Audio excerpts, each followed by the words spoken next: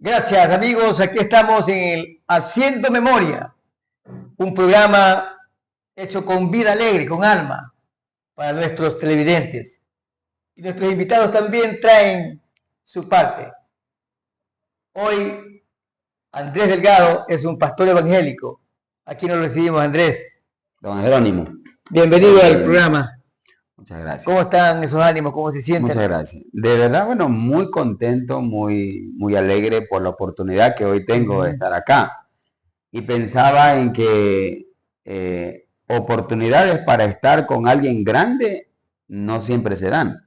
Y hoy doy gracias a Dios y gracias a usted también por permitirme estar acá. Jerónimo el Grande. Doy gracias a Dios por este tiempo. Gloria a Dios. Bueno, Andrés, ¿cómo están los ánimos? No, sí, muy contento, estoy muy feliz. Ya salía del programa, Sí, lo había escuchado, tuve la oportunidad de mirar algunos programas y de verdad que me parece muy importante, muy interesante y a la vez lo felicito, don Jerónimo, por esto. Ya. Lo felicito. Gracias, Andrés. ¿Cómo empezaste, Andrés, en la vida cristiana? ¿Cómo se dan estas oportunidades de inicio de entrar a la vida cristiana? Bueno, yo puedo contar, don Jerónimo, y para todas las personas que hoy nos puedan mirar, nos puedan escuchar, yo creo firmemente en un plan y en un propósito de Dios.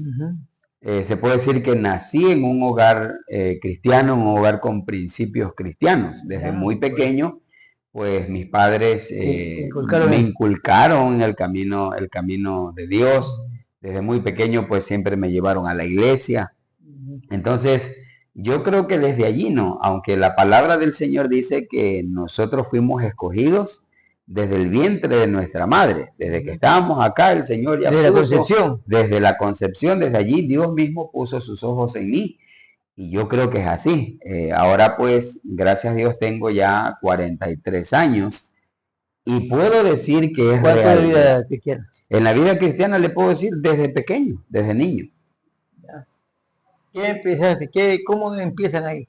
¿Qué empiezan haciendo? Bueno, en la vida cristiana yo le puedo decir, por ejemplo, mis padres les decían, no, desde muy pequeño me llevaron a la iglesia.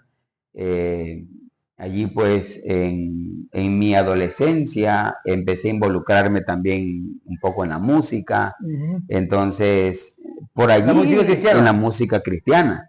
Creo que a los 13, 14 años por ahí empecé a tocar un instrumento, me fui alineando con la música, con las canciones de la iglesia. Entonces de a poco fui entrando, ¿no? Hasta que un día pues ya el Señor trajo un llamado un poco más especial, no solamente para ser parte de la música dentro de la iglesia, sino ya un llamado un poco más específico como el pastorado. Ya, ¿cómo se llega a ese pastorado? ¿Cuál es el trámite?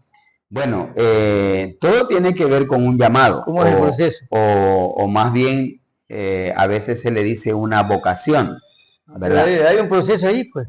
Sí, debe haber un proceso de formación también se da en la vida cristiana. Escalonando.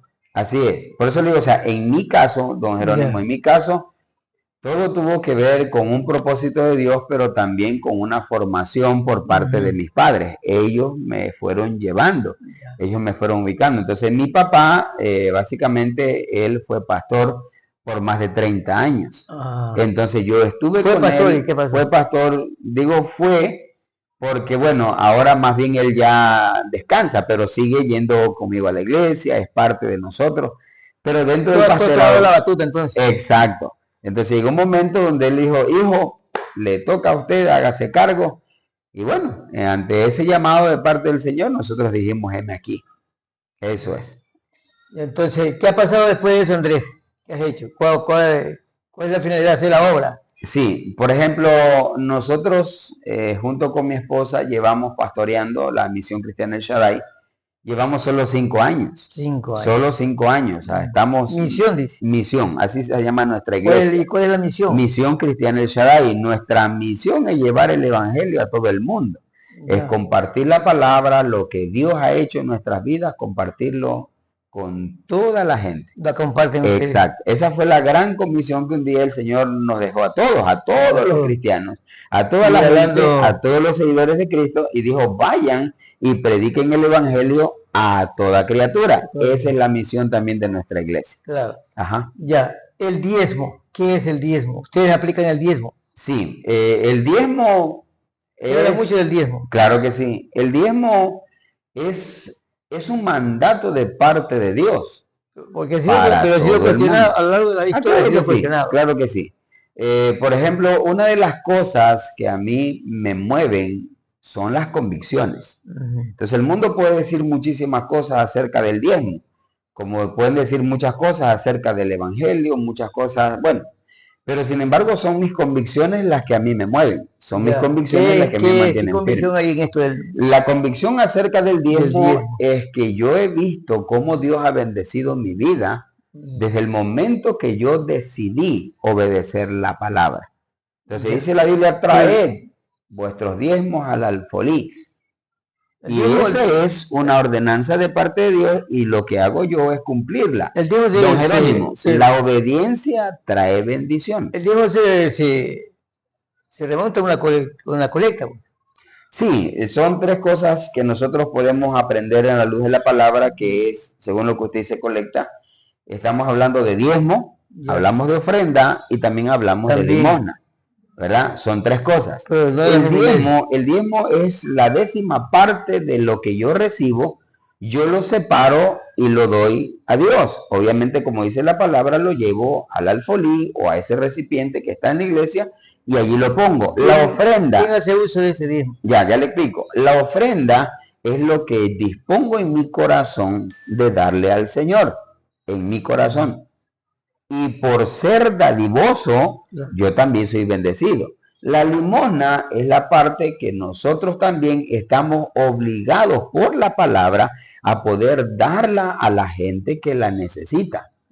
Ahora, usted dice, bueno, ¿y qué se hace con qué uso tiene el diezmo? La iglesia se mueve básicamente, usted decía, por las donaciones, por todo usted usó una palabra ahí, las colectas. Y es con eso como realmente se sostiene todo el ministerio, se sostiene todo el trabajo. Entonces el diezmo es parte de eso. Se usa, por ejemplo, para las diferentes necesidades que tiene la iglesia.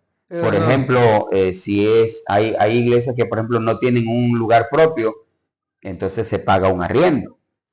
También hay una ofrenda que se le da también al pastor, a la persona que trabaja, que lidera, que ministra, que administra la iglesia. Como también se usa el diezmo, se usa las ofrendas para también poder ayudar a la gente que necesita. Hay tantos niños pobres, gente en la miseria. Si llegan ustedes hasta allá. Claro que sí, nosotros sí lo hacemos. Nosotros lo hacemos. Todas las semanas, por ejemplo, nosotros tenemos también dentro de nuestra iglesia tenemos algo que se llama banco de alimentos. Entonces nosotros recibimos ahí, receptamos ayuda, gente que trae los domingos, por ejemplo, lleva víveres y nosotros armamos canastas y vamos y las entregamos a la gente que necesita. Entonces sí estamos pendientes, esa es la labor también de la iglesia, ¿verdad? Entonces ustedes decían antes que el tema del diezmo y la ofrenda y esas cosas son muy cuestionadas por el mundo, son muy cuestionadas por la gente. Quizás porque en algún momento también alguien dio mal testimonio o alguien hizo un mal uso o ha hecho mal uso de esas cosas. Que anda por ahí confrontando todo eso. No recuerdo el apellido de este padre, este cura. Pero él ha podido dilucidar la necesidad que hay o no de el diezmo. Sí, bueno, nosotros, o en lo personal, yo le puedo decir, don Jerónimo. Sí, yo puedo decirle, don Jerónimo, me he caracterizado por respetar muchísimo la creencia, respetar muchísimo la fe. ¿Del diezmo? ¿Te cobras algún mensual? Ya le explico. Por ejemplo, yo más bien le estaba diciendo, yo respeto mucho, lo que la gente dice, lo que la gente comenta, lo que la gente cree, yo respeto mucho eso, ¿no? Entonces, en mi caso, por ejemplo, usted me decía, bueno, yo cobro. Básicamente yo no me cobro. No, eso tampoco no es el principio bíblico. Ya. Pero sí, por ejemplo, dentro de nuestra organización nosotros Claro. tenemos un Los equipo de seguidores te trabajo. dan. Exactamente, entonces la iglesia, se puede decir, la iglesia determina dar una ofrenda por el servicio que yo presto a la iglesia. Entonces yo trabajo para la iglesia a tiempo completo. Entonces que también dice la palabra del Señor que todo obrero es digno de su salario. Claro, pero ¿por qué no lo haces como una obra y te buscas otro ingreso, otra actividad? De hecho, es lo que le estoy manifestando, don Jerónimo, es lo que dice la palabra de Dios. Si yo trabajo para la iglesia, entonces La iglesia debe pagar. no tanto como un pago, es una ofrenda, un valor que la iglesia reconoce por el trabajo que yo hago ¿Pero dentro tiene de un la límite iglesia. eso o es Claro ilimitado? que sí, ¿no? Sí, hay un límite, hay un límite. ¿Cuánto es? $1000. Eso sí, básicamente yo me reservo, don Jerónimo, a cuánto es lo que la iglesia Le dan al me puede pastor. dar a mí para yo poder seguir ¿Tú adelante en el vives de eso? trabajo.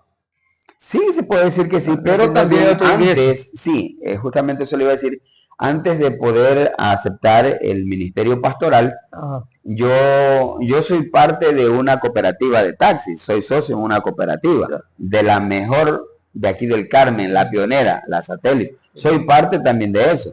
Entonces también ese es un ingreso que yo tengo también para poder sustentar mi familia, porque les recuerdo, la iglesia no me paga un sueldo, la iglesia me da un aporte, una ofrenda.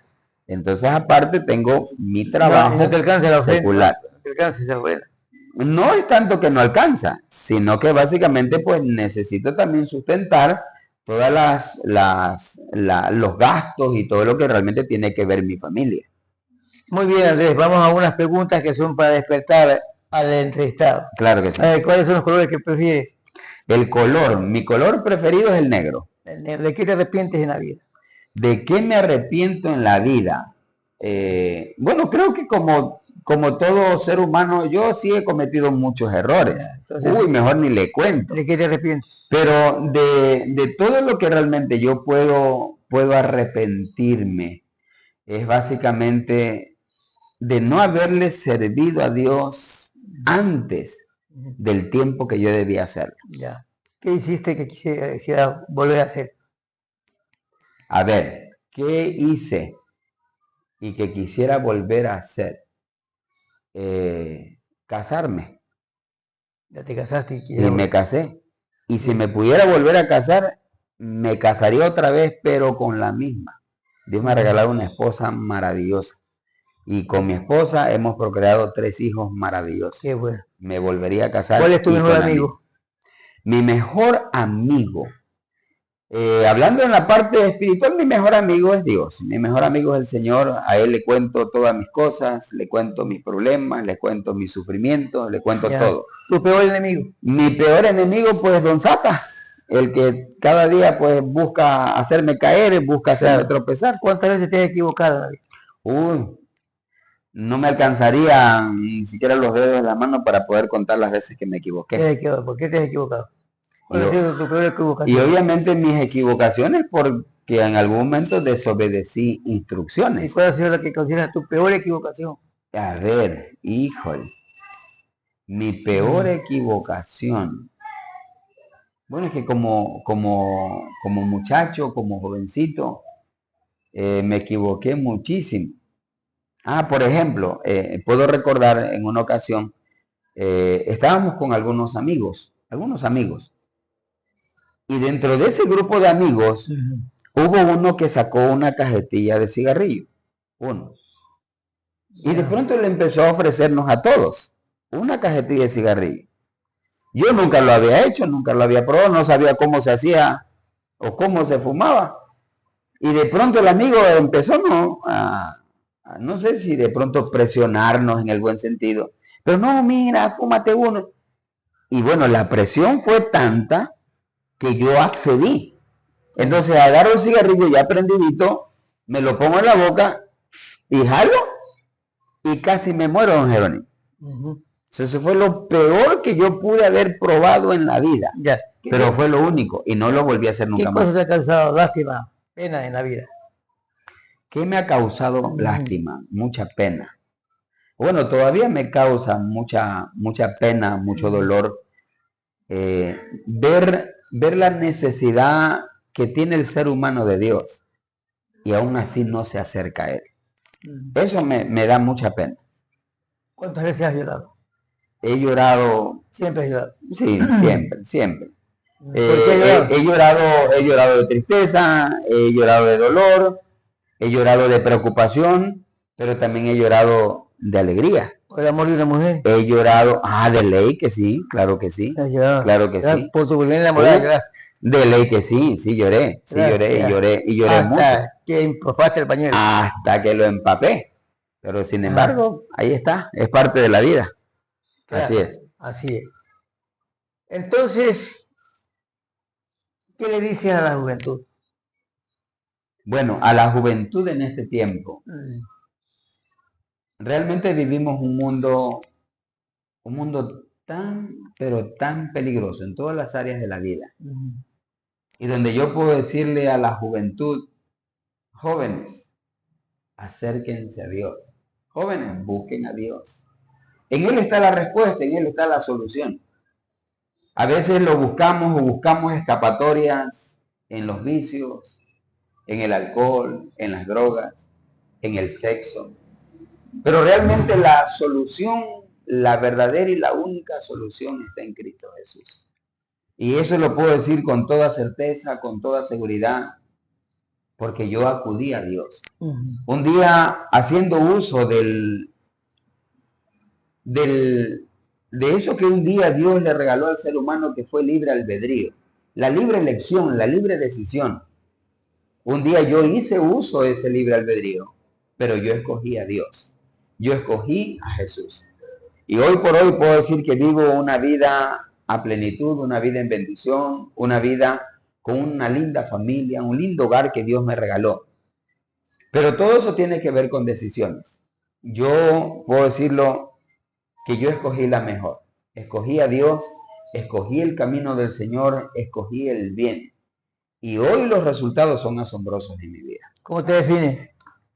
Me defino como un hombre de fe, lleno de errores, lleno de equivocaciones muchas veces, pero me considero un hombre de fe, un hombre que cree que mañana hay algo mejor para todo aquel que se acerca a Dios. ¿Qué hay más allá de la muerte?